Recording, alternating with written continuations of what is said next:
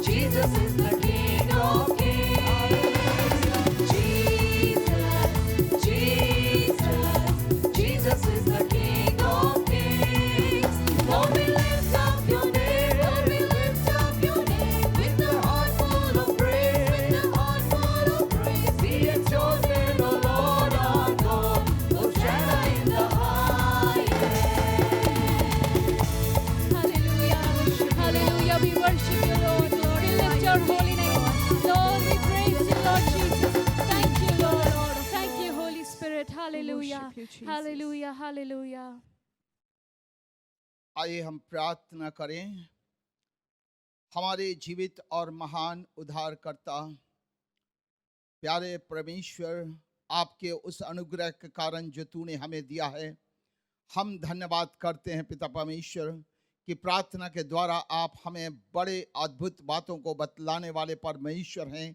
आपका ये बहुत बड़ा अनुग्रह है कि आज हम सारे लोगों के लिए जो कोविड-19 में प्रभु परमेश्वर काम कर रहे हैं, परेशानियों में है, कितने ऐसे डॉक्टर हैं, कितने नर्स हैं, कितने पुलिस अधिकारी हैं, कितने प्रभु सफाई कर्मचारी हैं जो भिन्न भिन्न क्षेत्रों में काम कर रहे हैं, नर्स हैं, पिता परमेश्वर, ये तमाम लोग प्रभु सेवा के कार्य में लगे हुए हैं। आज ना जाने कितने प्रभु परमेश्वर लोगों के जीवन में प्रभु परमेश्वर आज ऐसी विपत्ति और दुख आकर खड़ी हो गई है। उन राज अधिकारियों के लिए पिता परमेश्वर जो इस राज्य को चलाते हैं, हमारे इस झारखंड प्रदेश में प्रभु शिबू सोरेन के लिए, उसकी पत्नी के लिए और भी नेताओं के लिए हम प्रार्थना करते हैं जो कोविड-19 से प्रभु परमेश्वर परेशानी और परेशानियों के बीच से होके जा रहे हैं। देश के गृह मंत्री के लिए पिता परमेश्वर, प्राइम मिनिस्टर के लिए और हेल्थ मिनिस्टर के लिए प्रभु परमेश्वर, डिफेंस मिनिस्टर के लिए, फाइनेंस मिनिस्टर के लिए, तमाम लोगों के जीवन के लिए पिता परमेश्वर अनुग्रह मांगते हैं कि हम भय और भक्ति और गंभीरता से काल बिताएं। और इसलिए इन तमाम लोगों के ऊपर तेरे स्वर्गीय आशीष को उंडेलने के लिए मैं प्रार्थना करता हूं पिता परमेश्वर। यूट्यूब में पिता परमेश्वर आपका अनुग्रह का वचन जब बोया जाता है पिता परमेश्वर, इस देश में ही नहीं लेकिन तमाम उन विश्वासी लोगों के जीवन में जो परेशानी और परेशानियों के बीच से होकर गुजर रहे हैं, आपका अनुग्रह का वचन प्रभु परमेश्वर है पिता परमेश्वर, जिसमें तूने कहा है, हे सब परिश्रम करने वाले और बोझ से दबे हुए लोगों मेरे पास आओ। कितना बड़ा अनुग्रह है, आप इतने नम्र और दीन है पिता परमेश्वर। हमारी प्रार्थना निवेदन को सुनने वाले परमेश्वर और छुटकारा देने वाले परमेश्वर, आपने कहा मैं तुझे छुड़ाऊंगा और तू मेरी महिमा करने पाएगा। इतने महान परमेश्वर होकर भी आप हमसे वायदा करते हो मेरे पिता कि मैं तुझे छुड़ाऊंगा, और इसलिए हम आपके वचन की प्रतीति करते हैं पिता परमेश्वर। आप छुड़ाने वाले हमारे महान परमेश्वर हैं, और इसलिए छुटकारे की आशीष को हर एक के जीवन में दे। तेरे दास के ऊपर प्रभु परमेश्वर तेरी कृपा दृष्टि बनी पाई जाए, ताकि पिता परमेश्वर जब वो वचन की सेवा के लिए खड़े होते हैं पिता परमेश्वर, हर एक सुनने वाले पर अनुग्रह हो, बीमार चंगे किए जाएं, दुष्ट आत्माएं निकाली जाए प्रभु परमेश्वर, तमाम कंफ्यूजन दूर होने पाए और लोग प्रभु परमेश्वर एक ऐसी बड़ी सामर्थ को लोग देखने पाए मेरे पिता परमेश्वर, जिसकी प्रतिज्ञा तूने प्रभु परमेश्वर जुएल नबी की पुस्तक में कहा किया है। प्रभु परमेश्वर अनुग्रह कर मेरे पिता परमेश्वर, ताकि तेरा वचन और तेरी प्रतिज्ञा पूरी होने पाए, जिसमें तूने कहा जिन्होंने उसकी ओर दृष्टि की उन्होंने ज्योति पाई और उनका मुंह कभी काला होने ना पाया। इस दिन जन ने पुकारा और यहोवा ने सुनकर उनके सब कष्टों से छुड़ा लिया। धन्यवाद करते हैं प्रभु, एक दो नहीं, आपने सब कष्टों से छुड़ाने की सामर्थ रखने वाले परमेश्वर, अपने आत्मा को हमारे बीच में काम करने दे, ताकि लोग जीवित होकर प्रभु परमेश्वर तेरी महिमा कर सके, लोगों के अंदर अपना जीवन पाया जाए और लोग परिवर्तित होकर प्रभु परमेश्वर और ही इंसान बन जाए, अर्थात तेरे जीवन से भरपूर पाए जाए और बहुतों के लिए शांति का कारण बन सके, आशीष का कारण बन सके। आपके दास के ऊपर दुने एनॉइंटिंग को द प्रभु दे, ताकि एलिया की आत्मा और सामर्थ काम करने पाए और अद्भुत कार्य और चिन्ह और चमत्कार होने पाए। इस यूट्यूब के सेवकाई को मैं तेरे हाथ में सौंपता हूं, आप आशीष दीजिए, यीशु के नाम से मांगते हैं, आमीन। आप सबों को जय मसीह की। आराधना के इस भाग में हम लोग भजन संहिता पढ़ते हैं। आइए मेरे साथ आप भजन 82 निकाल लीजिए। संभव हो तो हम अपनी जगह पर खड़े हो जाएं और बारी बारी से इसे हम पढ़ेंगे। साम 82। परमेश्वर की सभा में परमेश्वर ही खड़ा है, वह ईश्वरों के बीच में न्याय करता है। तुम लोग कब तक टेढ़ा न्याय करते और दुष्टों का पक्ष लेते रहोगे। कंगाल और अनाथों का न्याय चुकाओ, दीन दरिद्र का विचार धर्म से करो। कंगाल और निर्धन को बचा लो, दुष्टों के हाथ से उन्हें छुड़ाओ। वे ना तो कुछ समझते और ना कुछ बुझते हैं, परंतु अंधेरे में चलते फिरते रहते हैं। पृथ्वी की पूरी नेव हिल जाती है। मैंने कहा था तुम ईश्वर हो और सबके सब परम प्रधान के पुत्र हो, तो भी तुम मनुष्यों की नाई मरोगे और किसी प्रधान के समान गिर जाओगे। हम एक साथ, हे परमेश्वर उठ, पृथ्वी का न्याय कर, क्योंकि तू ही सब जातियों को अपने भाग में लेगा। परमेश्वर के इस सामर्थी और अद्भुत वचन के लिए हम धन्यवाद देते हैं। एक क्षण हम पद संख्या 3 और 4 पर विचार करेंगे। 3 पद कहता है, कंगाल और अनाथों का न्याय चुकाओ, दीन दरिद्र का विचार धर्म से करो। पद 4 में लिखा है, कंगाल और निर्धन को बचा लो, दुष्टों के हाथ से उन्हें छुड़ाओ। मेरे प्रिय लोगों, इन दिनों में जिन परिस्थितियों से हम लोग गुजर रहे हैं, हमारे चारों तरफ हम इन परिस्थितियों को देख रहे हैं। कुछ 2 महीना पहले हम लोगों ने देखा कैसे लोग अपने कामों से निकल कर, उनके पास जब आर्थिक परिस्थितियां आ गई, वे दूर दूर स्थानों से निकलकर अपने घर वापस आने लगे। और ऐसी परिस्थितियों में किस प्रकार की समस्याओं का सामना उन्हें करना पड़ रहा था, वर्तमान तक कई घरों में ये परिस्थितियां जारी हैं। परंतु प्रियो, हम विश्वासियों के लिए कितनी उत्तम और अद्भुत बात है कि हम लोग परमेश्वर में विश्वास करते हैं, उसमें भरोसा करते हैं, और कितनी बड़ी बड़ी हमारी गवाहियाँ होंगी। परंतु हमें आवश्यकता है कि हम ऐसे कंगाल और निर्धन लोगों की सुधि रखना सीखें, ऐसे लोगों तक पहुंचना जाने। और इसीलिए यशायाह 58:58 6 पद से यशायाह कहता है, यशायाह 58:6 पद से लिखा है, जिस उपवास से मैं प्रसन्न होता हूँ, वह क्या यह नहीं कि अन्याय से बनाए हुए दासों और अंधेर सहने वालों का जुआ तोड़कर उनको छुड़ा लेना और सब जुओं को टुकड़े टुकड़े कर देना।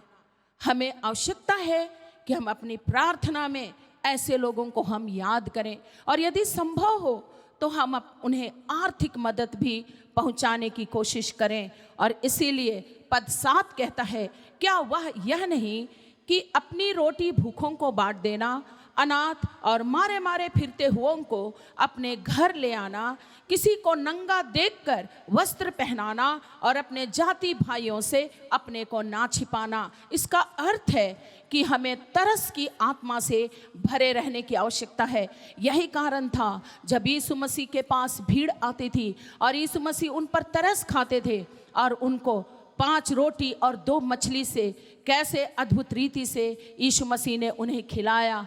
सो प्रियो, एक विश्वासी होने के कारण हमें आवश्यकता है कि हम अपने कलीसिया के भाई बहनों को समझें, हम अपने पड़ोसियों को समझें, हम अपने इर्द गिर्द में रहने वाले लोगों के विषय में जानें, और हमें आवश्यकता है कि हम वहाँ तक हम कुछ ना कुछ हम सहायता कर सकें। और इसीलिए 8 पद कहता है, जब हम ऐसा करेंगे तो परमेश्वर का वचन कहता है 8 पद में, तब तेरा प्रकाश पांव फटने की नाई चमकेगा, तू शीघ्र चंगा हो जाएगा, तेरा धर्म तेरे आगे आगे चलेगा, यहोवा का तेज तेरे पीछे रक्षा करते चलेगा। सो कितने अच्छी बात है प्रियो, कितनी अद्भुत बात है। इसे हम एक बार पढ़ते हैं। तब तेरा प्रकाश पांव फटने की नाई चमकेगा और तू शीघ्र चंगा हो जाएगा, तेरा धर्म तेरे आगे आगे चलेगा, यहोवा का तेज तेरे पीछे रक्षा करते चलेगा। ये कितनी बड़ी कुंजी है हमारे जीवन के लिए। और इसी के आगे 9 पद में ऐसा लिखा है, तब तू पुकारेगा, यानी तब जब हम प्रार्थना करेंगे, जब हम परमेश्वर को पुकारेंगे और यहोवा उत्तर देगा। लिखा है, तू दुहाई देगा, और तब परमेश्वर कहता है, वह कहेगा मैं यहाँ हूँ। इसीलिए परमेश्वर अनुग्रह करे कि हम अपनी प्रार्थनाओं में ऐसे प्रिय लोगों को हम याद करें, हम तरस की आत्मा रखें। लाजर और धनवान के बारे में हम जानते हैं। लूका अध्याय 16-19 पद से आगे हम धनवान और लाजर के बारे में पढ़ें और जानें कि धनवान की कैसी मृत्यु हुई और लाजर की कैसी मृत्यु हुई। इसलिए नीति वचन अध्याय 19 का 17 पद कहता है, जो कंगाल पर अनुग्रह करता है वह यहोवा को उद्धार देता है। और वर्तमान परिस्थितियों में, इन दिनों में पैसों की मोहमाया, आर्थिक परिस्थितियों की मोहमाया किस तरह से छा जा रही है, किस तरह से लोगों को जकड़ रहा है। आमोस अपने वचन में कहता है, अध्याय 8 के 6 पद में, कंगालों को रुपया देकर और दरिद्र को एक जोड़ी जूतियां देकर मोल ले और निकम्मा अन्न बेचें। क्या हम ये परिस्थिति नहीं देख रहे हैं? किस तरह से समाज में, किस तरह से हमारे जीवन में ये चीज़ देखने के लिए मिलती हैं। सो प्रिय भाई बहन, खासकर मैं बहनों से अनुरोध करूंगी, हम अपने बटुए में से हम ऐसे बीमार बहनों को, ऐसे गरीब और लाचार और निर्धन लोगों को हम याद करें, हम विजिट करें। कम से कम इन परिस्थितियों में हम वहाँ तक पहुँचें और उनकी हम सहायता करने के लिए हम अपने हाथ को बढ़ाएं। आइए एक क्षण हम अपनी आंखें बंद करें। हम परमेश्वर को धन्यवाद देते हुए हम प्रार्थना करना चाहेंगे। कैसे हम लोग तो अच्छी दशा में हैं, लेकिन वे लोग जिनके पास आज आर्थिक तंगी है, वे बच्चों के कारण परेशान हैं, बीमार हैं, इलाज नहीं करा पा रहे हैं, नौकरी छूट गई है। आइए हम प्रार्थना करेंगे। जीवते सेनाओं के यहोवा सर्वशक्तिमान परमेश्वर पिता प्रभु यीशु मसीह, धन्यवाद करते हैं आज हम अपने जीवन और परिस्थिति के लिए। प्रभु तूने हमें इतनी अच्छी दशा में रखा है, परंतु परमेश्वर यहोवा हम उन भाई बहनों के लिए प्रार्थना करते हैं जो सचमुच में परमेश्वर कंगाल हैं, निर्धन हैं, और प्रभु अपने तंगी मुसीबतों के कारण परिवार में कलह हो रहा है। हे जीवते परमेश्वर, वहाँ तक पहुँचने के लिए तू हमें तरस की आत्मा से भर दीजिए, ताकि प्रभु हम अपने थोड़े से सहायता के द्वारा प्रभु हम वहाँ तक पहुँच सकें। पवित्र पवित्र पिता परमेश्वर, प्रभु तमाम आर्थिक सहायता करने वाली परिस्थितियों को बदल दे पिता, सरकारी परिस्थितियों को बदल दे पिता परमेश्वर। जो प्रभु वहाँ तक सहायता कर रहे हैं, यीशु मसीह आपकी बड़ी सामर्थ से हमारे देश के अंदर भी सारी परिस्थितियाँ बदलती चली जाए प्रभु, और जो सेवा चाहिए पिता हम लोग वहाँ तक कर सकें। आपका अनुग्रह और आपकी आशीष हमारे जीवन के लिए अद्भुत हो। जीवते पिता परमेश्वर, प्रार्थना हम यीशु मसीह के नाम से मांगते हैं। स्वर्गीय पिता सुनिए और दया से स्वर्ग के राज्य में ग्रहण कीजिए। आमीन। Let's prepare our hearts for the word of God. आइए इस समय हम अपने मनों को तैयार करेंगे परमेश्वर के वचन के लिए। Hallelujah. Let your living water flow over my soul. Let your Holy Spirit come and take control. Hallelujah. इस गीत को गाते हुए आइए हम परमेश्वर को अपने आप को समर्पित करेंगे। Hallelujah. Thank you Jesus. Let's surrender ourselves. Hallelujah. Thank you Lord. Let your living water flow over my soul. Let your living water flow over my soul. Let your Holy Spirit come and take control of every situation that has troubled my mind.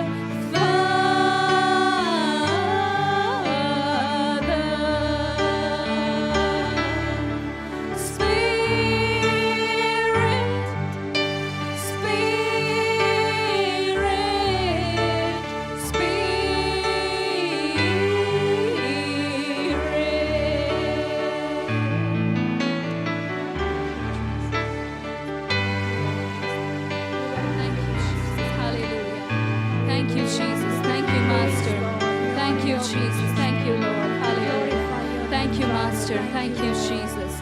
Praise God. प्रभु यीशु मसीह के मधुर नाम में आप सबों को जय मसीह की। आज की इस ऑनलाइन आराधना में आप सबों का स्वागत है। विशेष रूप से उन प्रियों का मैं स्वागत करना चाहता हूं जो पहली बार हमारे साथ इस आराधना में जुड़े हुए हैं। परमेश्वर आप सबों को बहुत आयत से आशीष दे। आप जरूर इस प्रोग्राम को लाइक करें, शेयर करें, सब्सक्राइब करें। याद रखें, प्रत्येक शनिवार को शुभ संदेश टीवी चैनल के द्वारा हम यीशु की पुकार नामक प्रोग्राम भी प्रस्तुत करते हैं, जिसको आप जरूर देखें। ईश्वर की आशीष को प्राप्त करें। परमेश्वर हर एक को बहुत आयत से आशीष देने पाए। सितंबर महीने का आज पहला रविवार है और पहले रविवार को उस महीने में जितने लोगों का बर्थडे होता है, मैरिज एनिवर्सरी होता है या कोई भी विशेष दिन पड़ता है, उनके लिए हम लोग विशेष प्रार्थना करते हैं। आज भी हम आपके लिए प्रार्थना करने जा रहे हैं। आपका जिनका जन्मदिन इस महीने है, मैरिज एनिवर्सरी है, परमेश्वर आप सबों को बहुत आयत से आशीष दे। भजन संहिता 139 और उसके 17वें पद में परमेश्वर का दास राजा दाऊद इस प्रकार से कहता है, मेरे लिए तो हे परमेश्वर तेरे विचार क्या ही बहुमूल्य है, उनकी संख्या का जोड़ कैसा बड़ा है। मित्रों, आपको मैं उत्साहित करना चाहता हूँ, परमेश्वर आपके लिए चिंता करता है और परमेश्वर का विचार आपके लिए बहुमूल्य है। जो आंख ने नहीं देखा, जो कान ने नहीं सुना, जो मनुष्य के चित्त में नहीं चढ़ा, उन चीज़ों को परमेश्वर आपके लिए रखा है। उत्साहित हो जाइए। परमेश्वर आपको बहुत आयत से आशीष दे। इस महीने जब आपका बर्थडे होता है, मैरिज एनिवर्सरी होता है, कोई भी विशेष दिन होता है, आप परमेश्वर को धन्यवाद दें सारे हृदय से। परमेश्वर की आशीष आप पर हो। आइए हम प्रार्थना करेंगे। सर्वशक्तिमान पिता, यीशु नासरी के नाम में हम प्रार्थना करते हैं, जितने प्रियों का इस महीने बर्थडे है, मैरिज एनिवर्सरी है या कोई भी विशेष दिन अवसर पड़ता है, तेरी आशीष की भरपूरी हमारे प्रियों पर मांगते हैं। प्यारे परमेश्वर, शारीरिक रूप में, मानसिक रूप में, आध्यात्मिक रूप में हमारे लोगों को बड़ी आशीष दे। अगर कोई बीमार है प्रभु, उनको चंगाई दे। अपने अलौकिक सामर्थ्य हाथ को बढ़ा करके छू और पूरी चंगाई दे। तेरी आशीष की भरपूरी सब पर बहुत आयत से हो। यीशु नासरी के नाम में मांगते हैं, आमीन। परमेश्वर का धन्यवाद हो आज के इस दिन के लिए। आज हम ध्यान करेंगे, जब पवित्र आत्मा का काम हमारे जीवन में होता है तो उसके क्या क्या नतीजे होते हैं। बाइबल में हम इस संबंध में काफ़ी विस्तार पूर्वक कई घटनाओं को देखते हैं और ईश्वर की आशीष पवित्र आत्मा के कारण से पूरे विश्व में हुआ है, हो रहा है और होगा। हालेलुया। आज मैं आपका ध्यान यहेजकेल नबी की किताब उसका 47 अध्याय में ले जाना चाहता हूं, जहां पवित्र आत्मा की जागृति का एक तस्वीर हम देखते हैं। यहां पर यहेजकेल नबी परमेश्वर के लोगों के बीच में कैसे जागृति आएगी इस संबंध में देखता है। जरूर परमेश्वर के लोग बंधुआई में थे, बाबुल की बंधुआई में, और उनसे छुटकारा पाना, ईश्वर की आशीष को प्राप्त करना उनके लिए बहुत ही महत्वपूर्ण था। और ऐसे समय परमेश्वर कैसे उनको आशीष देगा, आने वाले पीढ़ी में कैसे आशीष आएगी, उसका एक तस्वीर यहां पर हम देखते हैं। पहला पद से 6ठा पद तक मैं पढ़ रहा हूं, यहेजकेल नबी 47 अध्याय। फिर वह मुझे भवन के द्वार पर लौटा ले गया और भवन की डेवड़ी के नीचे से एक सोता निकलकर पूर्व की ओर बह रहा था। भवन का द्वार तो पूर्वमुखी था और सोता भवन की दाहिनी ओर और वेदी की दक्षिणी ओर से निकलता था।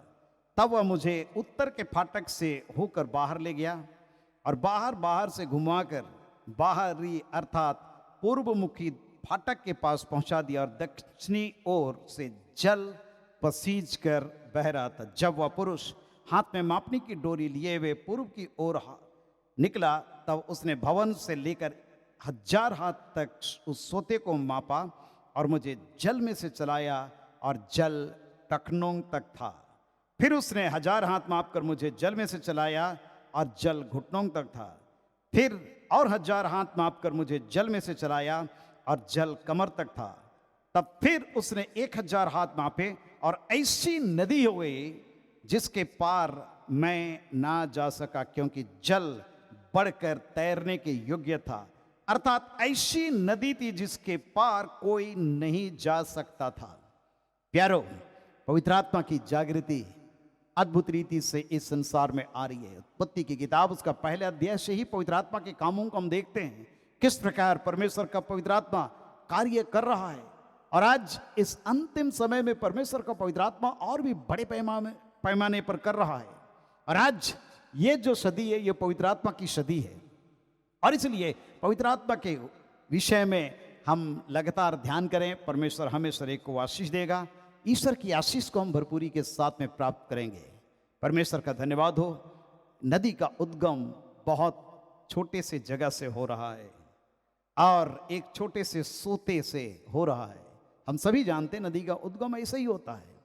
उसका जो मुहाना होता है वो छोटा सा होता है, परंतु आगे चल करके हम नदियों को देखते हैं, कई सहायक नदी उनके साथ मिल जाते हैं और आगे चल करके वो एक विस्तार पूर्वक एक बड़ी नदी का रूप ले लेता है। प्यारो, इसी प्रकार से परमेश्वर का आत्मा का जागृति भी आज पूरे विश्व में आज हो रहा है। हम परमेश्वर का धन्यवाद करते हैं।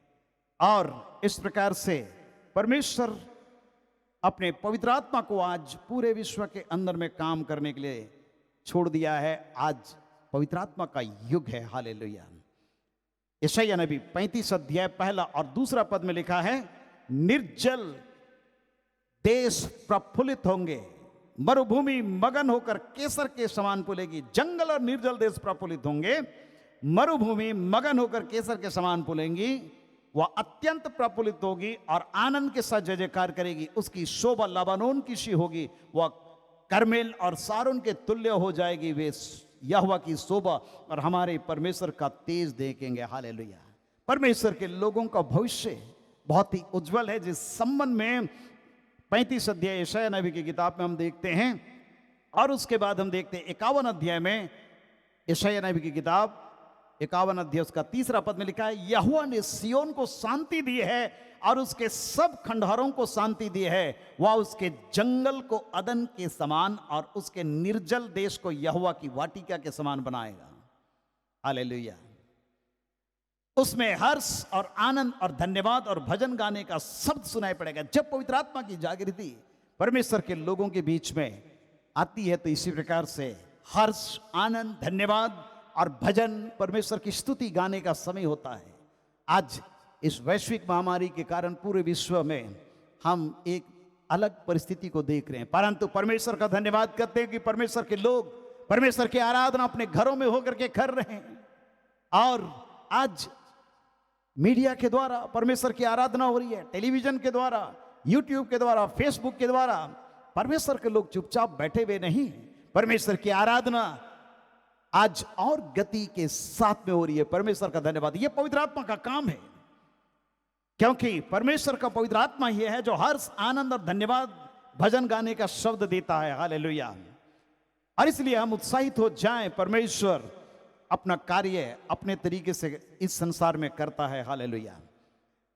अगर आप पढ़ेंगे जकरिया नबी की किताब और उसका 14 अध्याय 8 पद, जहां पर इस प्रकार से लिखा है, उस दिन यरूशलेम से बहता हुआ जल फूट निकलेगा, उसकी एक शाखा पूरब के ताल और दूसरी पश्चिम के समुद्र की ओर बहेगी और धूप के दिनों में और जाड़े के दिनों में भी बराबर बहती रहेगी। कोई भी परिस्थिति पवित्र आत्मा की जागृति बेदारी को रोक नहीं सकता है। चाहे जो भी परिस्थिति हमारे जीवन में मुसीबत आवे, पवित्र आत्मा की भरपूरी हमारे जीवन को उत्साहित करता है। हालेलुया। और इसलिए प्रभु यीशु मसीह इस पवित्र आत्मा के संबंध में बहुत ही जोर दे करके कहा। यूहन्ना 4 अध्याय 14 पद में हम देखते हैं, यहां पर प्रभु यीशु मसीह की मुलाकात सामरी स्त्री के साथ में होता है। जो सामरी स्त्री 5 पति कर चुकी, छठे के पास में है, वो भी उसका अपना पति नहीं। यहूदियों और सामरियों के बीच में कोई वास्ता नहीं, कोई संबंध नहीं, एक दूसरे से लोग मिलते नहीं थे, कड़वाहट उनके बीच में था, खाई उनके बीच में था। जरूर ये बाप दादे के कुएं के ऊपर में घमंड करते थे, याकूब के कुएं के पानी को पीते थे, परंतु ये जो पीढ़ी है यहूदियों और सामरियों के बीच में जो खटपट हुआ, ये लोगों के बीच में बहुत बड़ा खाई उत्पन्न किया। परंतु प्रभु यीशु मसीह जो यहूदी होकर के एक सामरी स्त्री से बातचीत कर रहा है और उसको जीवन के जल के विषय में बतला रहा है, तो एक बड़ा ब्रेक थ्रू, एक बड़ी बात को कह रहा है और कहता है परंतु जो कोई इस जल में से पिएगा जो मैं उससे दूंगा, क्योंकि यीशु मसीह से पानी मांग रहा था, याकूब के कुएं के पास में बैठा हुआ पानी मांग रहा था, पानी देने से वो इनकार कर दिए। प्यासा व्यक्ति पानी मांग रहा है, पानी उसके पास में है, एक बाल्टी वो पानी भर के आराम से यीशु को पिला सकती है, परंतु उसके दिमाग में है कि ये यहूदी होकर के मुझ सामरी से क्यों पानी मांगता है। प्यारो, जब पवित्र आत्मा का काम नहीं होता तो इसी प्रकार से हमारे बीच में सब प्रकार के भेदभाव और एक दूसरे को नफरत करने की आत्मा रहती है। और तब प्रभु यीशु मसीह स्त्री से कहा, यदि तू परमेश्वर के वरदान को जानती और यह भी जानती कि वो कौन है तुझसे जो कहता मुझे पानी पिला, और तू उससे मांगती और वो तुझे जीवन का जल देता। स्त्री ने उससे कहा, हे प्रभु, तेरे पास तो जल भरने को कुछ भी नहीं है, कुआं गहरा है, तो फिर वो जीवन का जल कहां से आया? क्या तो हमारे पिता याकूब से बड़ा है? क्या तो हमारे पिता याकूब से बड़ा है जिसने हमें यह कुआं दिया और आप भी अपनी संतान और अपने पशुओं समेत इसमें से पिया? और तब प्रभु यीशु मसीह से कहता है, क्योंकि प्रभु यीशु मसीह प्रॉब्लम को जानता था, स्त्री के साथ में क्या प्रॉब्लम है। यह मतलब नहीं कि एक बाल्टी पानी खींच करके वो पानी नहीं पिला सकती थी, लेकिन उसके अंदर में जो धारणाएं और विचार थे वो बहुत ही संकुचित था, और उस परिस्थिति में वो स्त्री यीशु के साथ में बातचीत कर रही है। यीशु ने उसको उत्तर दिया, जो कोई ये जल पिएगा वो फिर प्यासा होगा। ये याकूब का कुआं का पानी, इसको तुम पियोगे फिर प्यासी हो जाओगे, परंतु जो कोई उस जल में से पिएगा जो मैं उससे दूंगा वो फिर अनंत काल तक प्यासा नहीं होगा, वरन जो जल मैं उससे दूंगा वो उसमें से एक सोता बन जाएगा, उसके हृदय के अंदर से एक सोता बन जाएगा जो अनंत जीवन के लिए उमड़ता रहेगा। हो सकता है ये टखनों तक, घुटनों तक, कमर तक होगा, लेकिन आगे चल करके ये तैरने के योग्य एक बड़ी नदी बन जाएगा, और इस प्रकार परमेश्वर की आशीष वहां पर आएगी। प्यारो, स्त्री यीशु मसीह से कहती है, प्रभु मुझे वो जल दे ताकि मैं प्यासी ना हूं, ना जल भरने को इतनी दूर आऊं। आप सभी जानते हैं कहानी आगे क्या होता है। यीशु ने उसे कहा, जाओ अपने पति को बुलाओ। स्त्री ने उत्तर दिया, मैं बिना पति की हूं। यीशु ने उससे कहा, तू ठीक कहती है मैं बिना पति का हूं, क्योंकि तू 5 पति कर चुकी है, और जिसके पास तू अब है वो भी तेरा पति नहीं है। और तब स्त्री कहती है, मुझे लगता है तू भविष्यवक्ता है। हमारे बाप दादों ने इसी पहाड़ पर आराधना की, और तुम कहते कि वो जगह जहां आराधना करनी चाहिए यरूशलेम में है। यीशु ने उससे कहा, हे नारी, मेरी बात पर विश्वास कर कि वो समय आता है, ना तो तुम इस पहाड़ पर पिता की आराधना करोगे, ना यरूशलेम में। तुम जिससे नहीं जानते उसकी आराधना करते हो, और हम जिससे जानते उसकी आराधना करते हैं, क्योंकि उद्धार यहूदियों में से है, और उसको उद्धार का संदेश दे रहा है। इस बात को बतलाना चाह रहा है कि जगत को उद्धार करता मैं मसीहा हूं। वरन वो समय आता है, वरन अब भी है, जिसमें सच्चे भक्त पिता की आराधना आत्मा सच्चाई से करेंगे, क्योंकि पिता अपने लिए ऐसे ही आराधकों को ढूंढता है। परमेश्वर आत्मा है, अवश्य कि उसके आराधना करने वाले आत्मा और सच्चाई से आराधना करे। स्त्री ने उससे कहा, मैं जानती हूं कि मसीह जो आने वाला है, क्रिस्तस कहलाता, वो आने वाला है, जब वो आएगा तब हमें सब बातें बता देगा। यीशु ने उससे कहा, मैं जो बोल रहा हूं वही हूं। और आपको मालूम है, स्त्री घड़ा छोड़ करके अपने नगर को गई, लोगों को बतला रही है और कह रही है कि भाई बहन आओ देखो, एक व्यक्ति के साथ में मेरी मुलाकात हुई याकूब के कुएं के पास, जो मुझसे पानी मांग रहा था। मैं उसको पानी नहीं दिया, लेकिन वो उस जीवन के जल के विषय में बतलाया। आओ देखो कहीं यही तो मसीहा नहीं है। और सामरिया के लोग जाकर के देखे और उन्होंने विश्वास किया और कहा, अब हम तेरे कहने ही से विश्वास नहीं करते, क्योंकि हमने आप ही सुन लिया और जानते हैं कि यही सचमुच में जगत का उद्धार करता है। प्यारो, जीवन के जल की नदी उस स्त्री के हृदय के अंदर से निकल रहा है, सामरिया के लोगों के अंदर से निकल रहा है। और आगे चल करके सामरिया में कैसे बड़ी बेदारी आई। हम प्रेरितों के काम 8वें अध्याय में हम देखते हैं किस प्रकार से फिलिप्पुस की सेवकाई के द्वारा पवित्र आत्मा की जागृति उस सामरिया के अंदर में आई। प्यारो, आज इसी प्रकार से पवित्र आत्मा की भरपूरी और जागृति इस भूमंडल के अंदर में आना चाहता है। और इसलिए हमारे हृदय के अंदर से जीवन के जल की नदी को निकलना जरूरी है। हालेलुया। पसीज करके निकलेगा, लेकिन निकलेगा ये टखनों तक, घुटनों तक, कमर तक, फिर आगे चल करके तैरने योग्य हो जाएगा। और इसलिए लगातार आत्मा की भरपूरी में अपने जीवन को रखें और पवित्र आत्मा की भरपूरी में होकर के आगे जीवन को यापन करें और परमेश्वर की महिमा से भरपूर होते रहें। प्यारे परमेश्वर के लोगों, ईश्वर की आशीष अलौकिक रूप में हमारे जीवन में, आपके जीवन में आएगी।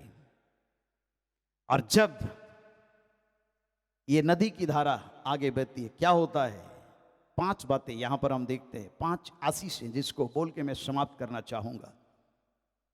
आज हमारे हृदय के अंदर से जब पवित्र आत्मा की जागृति बहेगी, ये 5 आशीषें हैं हमारे परिवार में, पड़ोसियों में, हमारे शहर में, हमारे राज्य में, देश में, सब जगह पर होगी। हालेलुया। और इसलिए आज इन बातों को मंथन चिंतन करके आगे बढ़ना और व्यवहारिक रूप में अपने जीवन को परमेश्वर के हाथों में समर्पण करना बहुत जरूरी है। अपने आत्मिक जीवन के स्तर को ऊंचा करना बहुत जरूरी है। पवित्र आत्मा की भरपूरी को ऊंचा करना बहुत जरूरी है। प्रार्थना की आत्मा को और अधिक प्रभावशाली करना बहुत जरूरी है। पवित्र आत्मा के दान वरदानों से भरपूर होना, आत्मा के फलों से लदा हुआ जीवन जीना, यह हमारे जीवन के लिए भरपूरी है, बहुत जरूरी है। प्यारो, हम क्या देखते हैं आगे 47 अध्याय 7वें पद में लिखा है, लौट कर मैंने क्या देखा कि नदी के दोनों तटों पर बहुत से वृक्ष हैं। हालेलुया। ये वृक्ष किस बात का रूपक है?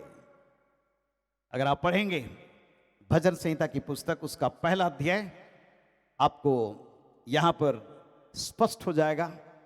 क्या ही धन्य वो पुरुष जो दुष्टों की युक्ति पर नहीं चलता और न पापियों के मार्ग में खड़ा होता, न ठट्ठा करने वालों की मंडली में बैठता है, परंतु वह तो यहोवा की व्यवस्था से प्रसन्न रहता और उसकी व्यवस्था पर रात दिन ध्यान करता रहता है। वह उस वृक्ष के समान होगा जो बहती नालियों के किनारे लगाया गया है, जो अपनी ऋतु में फलता, जिसके पत्ते कभी मुरझाते नहीं।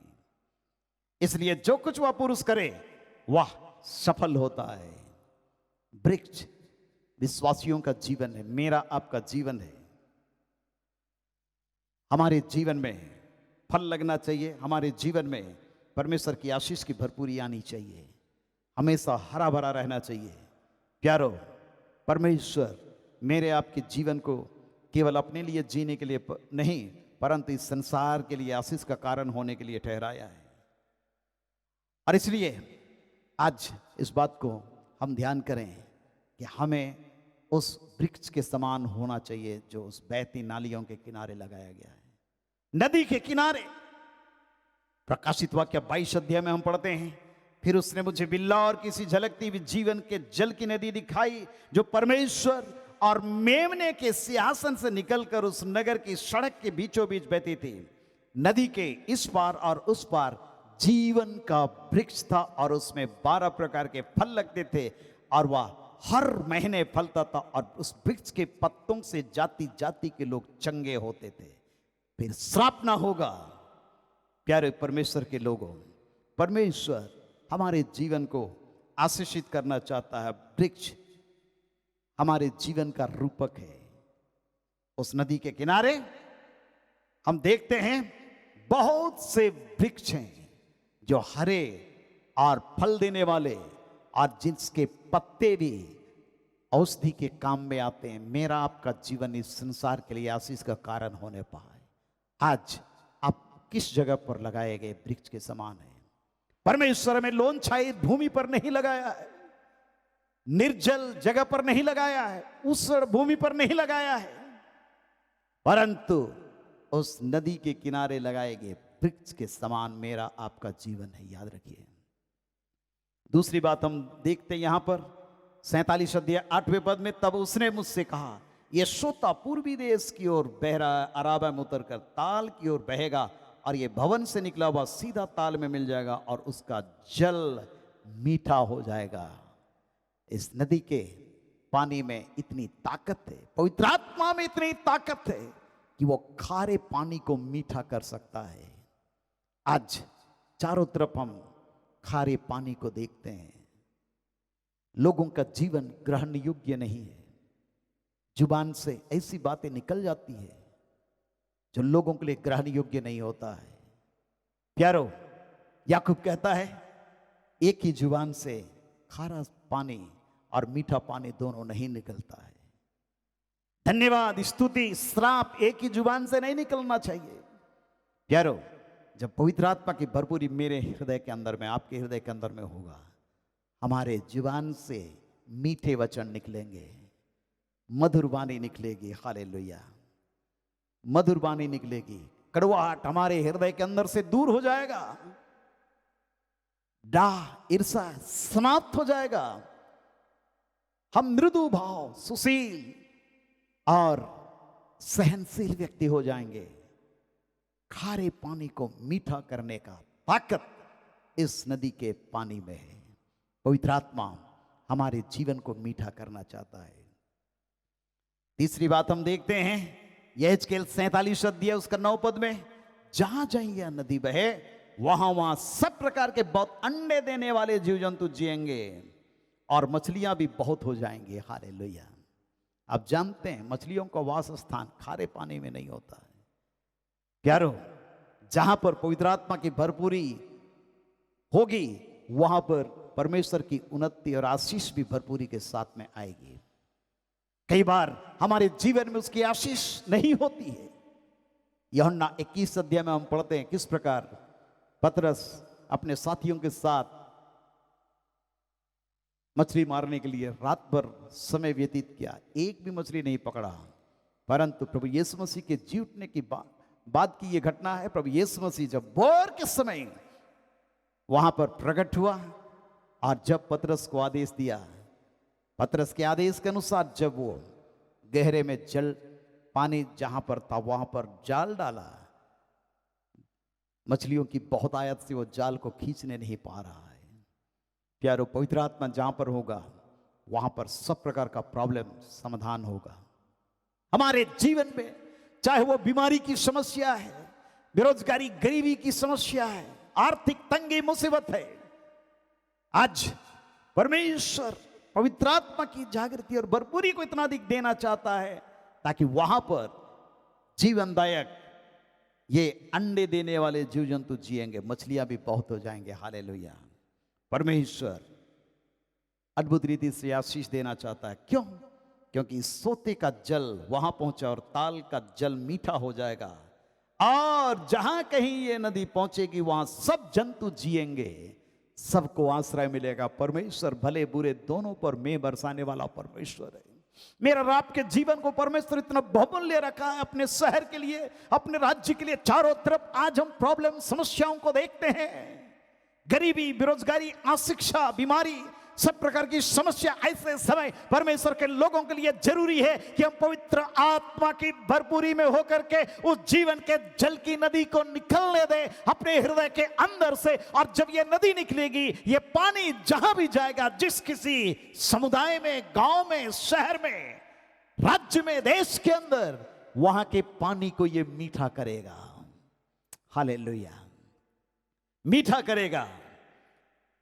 आगे हम चौथी बात हम देखते हैं 47 अध्याय 10 पद में, ताल के तट पर मछुए खड़े रहेंगे। हालेलुया। वहां पर मछुए खड़े रहेंगे, कार्यकर्ताओं की आवश्यकता वहां पर होगी, लोगों को रोजगार मिलेगा। आज रोजगार की समस्या पूरे राज्यों में हम देखते हैं, देश के अंदर में देखते हैं, और हमारे लोग कहां कहां रोजगार प्राप्त करने के लिए जाते हैं। आज कैसी दशा लोगों की हो रही है, हमारे आंखों के सामने सब कुछ है। प्यारे परमेश्वर हमारे भूखंड को, राज्य को, देश को आशीषित करना चाहता है। यहाँ के जल जंगल जमीन एक एक चीजों को आशीषित करना चाहता है। ये पवित्र आत्मा की जागृति और बेदारी जब हमारे बीच में आएगी, हमारे इस प्रदेश में, देश के अंदर पवित्र आत्मा जब कार्य करेगा, प्यारे परमेश्वर के लोगों, निश्चित रूप से वहां पर काम करने वालों को काम मिलेगा। हालेलुया। काम करने वालों को काम मिलेगा। सुस्त बैठा कोई भी नहीं रहेगा। सब लोग मेहनती होंगे। काम की तलाश के लिए मारे मारे फिरना नहीं पड़ेगा। लिखा है कि ताल के तट पर मछुए खड़े रहेंगे। जहां मछली रहेगा, मछुआ वहां पर ऑटोमेटिक जाएगा। हालेलुया। प्यारो, आज हमारे लिए एक चुनौती भरा जीवन जीने का समय है। हमें परमेश्वर इस संसार में एक पर्पस से रखा है। आदम हवा को परमेश्वर अदन की वाटिका में उसकी रक्षा करने के लिए, वहां पर काम करने के लिए जिम्मेदारी दिया था। आज परमेश्वर इस भूखंड में हमें रखा है ताकि हम अपने जीवन में इस बात को जाने कि हम अपने जीवन की रक्षा करें, जो परमेश्वर का दिया हुआ वरदान है। हम अपने चीजों की रक्षा करें, जो गुण और जो टैलेंट परमेश्वर दिया, उन चीजों की रक्षा करें और परमेश्वर की महिमा के लिए हम उसको इस्तेमाल करें। हालेलुया। मछुए खड़े रहेंगे और एनगदी से लेकर एनग्लैम तक वहां जाल फैलाए जाएंगे और उन्हें महासागर की सी भांति भांति की अनगिनत मछलियां मिलेंगी। प्यारो, परमेश्वर इतना उन्नति और आशीष देने का वायदा किया है। पवित्र आत्मा की जागृति हमारे जीवन के लिए कितना महत्वपूर्ण है। उस नदी का निकलना हमारे हृदय से कितना महत्वपूर्ण है। और इसलिए आज हम परमेश्वर से प्रार्थना करें कि प्रभु हमारे हृदय के अंदर से जीवन के जल की नदी को निकलने दे। हालेलुया। और इसलिए उस स्त्री को यीशु मसीह उस जीवन के जल के नदी के विषय में बतलाया। हालेलुया। पांचवी बात हम देखते हैं यहेजकेल 47 अध्याय 12 पद में, नदी के दोनों किनारों पर भांति भांति के खाने योग्य फलदायी वृक्ष उपजेंगे, जिनके पत्ते नहीं मुरझाएंगे और उनका फलना भी बंद कभी नहीं होगा, क्योंकि नदी का जल पवित्र स्थान से निकला है। उनमें महीने महीने नए नए फल लगेंगे। उनके फल तो खाने के और पत्ते औषधि के काम आएंगे। परमेश्वर इस प्रकार की आशीषें पवित्र आत्मा की जागृति के कारण से देना चाहता है। और इसलिए हम कलीसिया होकर के, परमेश्वर के लोग होकर के एक बड़ी जिम्मेदारी निभाएं। हम हल्काई से ना लें, परंतु प्रभु से प्रार्थना करें कि प्रभु इस जीवन के जल की नदी को मेरे हृदय के अंदर से निकलने दे। हालेलुया। प्रभु यीशु मसीह यूहन्ना रचित सुसमाचार उसका 7 अध्याय 37, 38, 39 पद में इस प्रकार से कहा, पर्व के अंतिम दिन जो मुख्य दिन है, यीशु खड़ा हुआ और पुकार कर कहा, यदि कोई प्यासा हो तो मेरे पास आए और पीवे। जो मुझ पर विश्वास करेगा, जैसा पवित्र शास्त्र में आया, उसके हृदय में से जीवन के जल की नदियां बह निकलेगी। हालेलुया।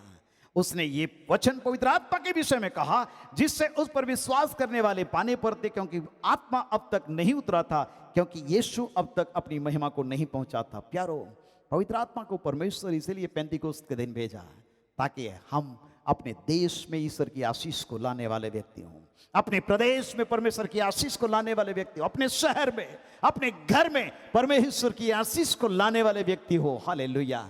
जहां भी आप हैं, आप अपने जगह के विषय में जानते हैं, जितनी समस्या है, अगर वहां पर गरीबी है, बेरोजगारी है और सब प्रकार की परेशानी है, वहां पर सब प्रकार का अधर्म और पाप है, प्रभु से प्रार्थना करें आज कि परमेश्वर इन चीजों को दूर कर दे और अपनी अलौकिक सामर्थ को प्रकट कर, प्यारे परमेश्वर उस जीवन के जल की नदी को निकलने दे। आपके हृदय के अंदर से निकलेगा, आपके मोहल्ले को ठीक करेगा, आपके घर को ठीक करेगा, आपके शहर को ठीक करेगा और आपके राज्य को, देश को ठीक करेगा, और ईश्वर के अलौकिक आशीष को हम अपने आंखों के सामने देखने पाएंगे। आंखें बंद करें, हम इस समय हाथों को उठा करके आइए परमेश्वर का धन्यवाद करें और प्रार्थना करेंगे। Hallelujah, hallelujah, hallelujah, hallelujah. सर्वशक्तिमान पिता परमेश्वर यीशु नासरी के नाम में आपके पवित्र कदमों में आते हैं। प्यारे परमेश्वर, आप अलौकिक सामर्थ को ढेलने वाले परमेश्वर हैं। जीवन के जल की नदी हमारे हृदय के अंदर से निकलने पाए। एक एक प्रियों के ऊपर में आप अनुग्रह कीजिए, पापों को क्षमा कीजिए,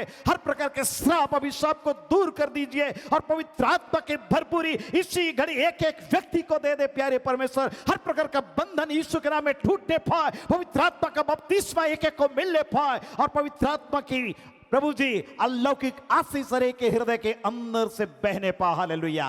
ताकि इन सारे आशीषों को जिसका इस समय हमने ध्यान किया हमारे जीवन में, हमारे आंखों के सामने दिखाई दे। प्यारे परमेश्वर पिता, तेरी आशीष की भरपूरी हर एक के जीवन के ऊपर में मांगते हैं, प्रार्थना करते। जो बीमार है उनको चंगाई दे, हर प्रकार के प्रभु जी व्याधि यीशु के नाम में खत्म हो जाए। चंगाई की सामर्थ को अलौकिक रूप में अपने वचन के द्वारा प्रकट कर और सब प्रकार का बंधन और श्राप को तोड़। एक एक बीमार शरीर को छू ले और पूरी चंगाई दे। सब प्रकार की व्याधि, चाहे वो ब्लड प्रेशर का आत्मा हो, चाहे वो डायबिटीज आत्मा हो, चाहे वो जोड़ों का दर्द हो, चाहे कोई भी क्रॉनिक बीमारी हो, यीशु के नाम में उसको हम खारिज करते हैं, खंडन करते हैं, समाप्त करते हैं और चंगाई की घोषणा यीशु नासरी के नाम में करते हैं। पिता हालेलुया, धन्यवाद करते हैं हमारी प्रार्थना को सुनने के लिए।